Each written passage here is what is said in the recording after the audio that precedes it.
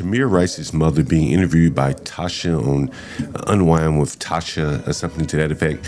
And so in this video, in this interview, she's going to be discussing the incompetence of Ben Crump, the DEI Black Lives Matter appointed lawyer who flies around the country and takes advantage of all these undereducated people in their lowest point. And this woman, she had just suffered the loss of her son. And I want you to listen to how she describes the loss of her son and Ben Crump swooping in. After being waltzed around the United States with Ben Crump, at the time he was my attorney, he was the one that gave Tamir the visual notoriety or whatnot. When I obtained him as my attorney at the time. So he made it globally, so we would know. Yeah, he made it globally. He did. He did that. I continue to work with Ben Crump. I think we worked together for about 8 or 9 months. And that is more or less Ben Crump's role. Ben Crump's role is like a hype man. He will get your occasional notoriety, but Ben Crump, by and large, does not practice law. And you're going to hear her say this shortly. What happened with that? It's just...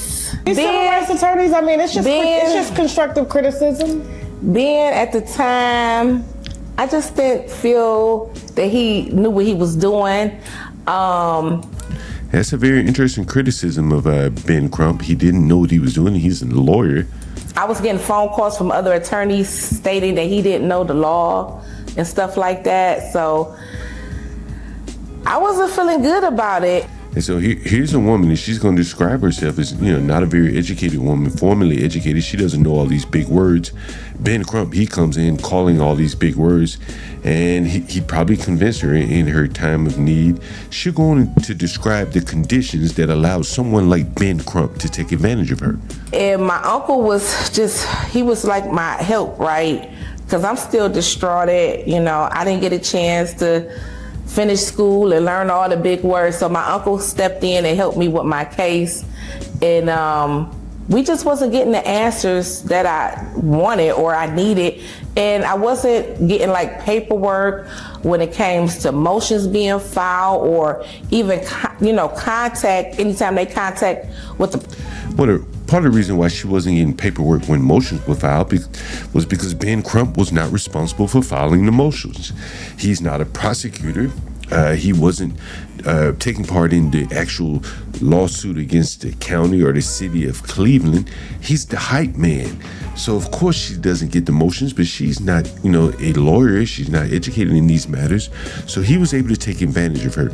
This is the Black Lives Matter grift being exposed by this lady here. Prosecutor, I need to know everything what's going on with my son. Yeah. You know what I'm saying? Everything. And I combed this case with a fine-tooth comb. And I just wasn't sitting right with me. I didn't want to be tossing and turning, saying, well, what if I didn't ask this? Or what if I didn't do this? So, yeah, it just didn't work out in the end. And, and then I called the movement out years later. I don't know if you know I did that, but And this is her saying she called the movement out years ago. The Black Lives Matter movement is what she's speaking of. I called the movement out years later, and I just felt that he was ambulance chasing, cases, to be honest with you. He knows that. I say it to his face all the time. And so this is her basically saying the whole damn Black Lives Matter movement, at least the cases surrounding Ben Crump, were nothing more than ambulance chases. Like, click, share, subscribe for his benefit and his benefits solely alone. You said that to Ben Crump? I have told that. Yeah, I told that to him.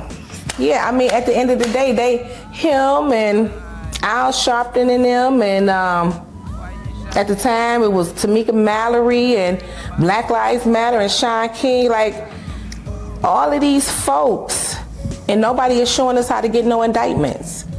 I had to let them. Well, none of those people are prosecuting attorneys. Many of those people, like Ben Crump, for instance, doesn't even practice law at all. So they can't really show you. They're lawyers in name only in some cases. No, my son ain't no black. He's not a hustle. His death is not a hustle. And it's very interesting that she used those words, hustle. She's saying my son is not a hustle. To Ben Crump, he was. To her, of course, Tamir Rice wasn't a hustle.